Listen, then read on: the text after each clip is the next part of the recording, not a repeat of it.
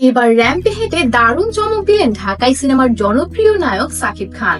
কারণ দেশের এক ঝাঁক নায়িকার সঙ্গে হেঁটেছেন সাকিব খান। গতকাল শুক্রবার রাজধানীর 5 তারকা হোটেলে আয়োজিত একটি ফ্যাশন শোতে দেখা মিলেছে দারুণ এক দৃশ্যের।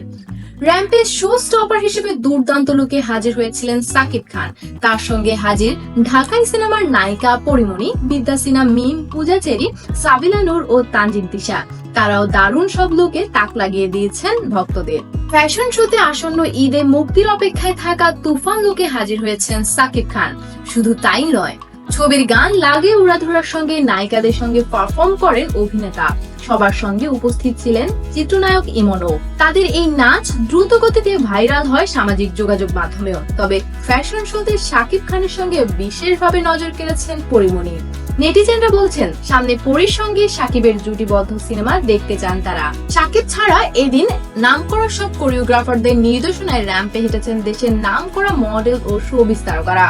যদিও দেখা যায়নি স্পন্সর প্রতিষ্ঠানের অন্যতম শুভেচ্ছা দূত অপু বিশ্বাসকে।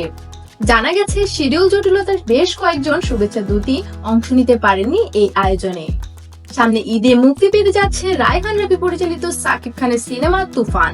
সিনেমায় নায়কের সঙ্গে আরো অভিনয় করছেন পশ্চিমবঙ্গের নায়িকা মিমি চক্রবর্তী, বাংলাদেশের আয়নাবাজি খ্যাত তারকা মাসুমা রহমান, নাবিলা ও চঞ্চল চৌধুরী।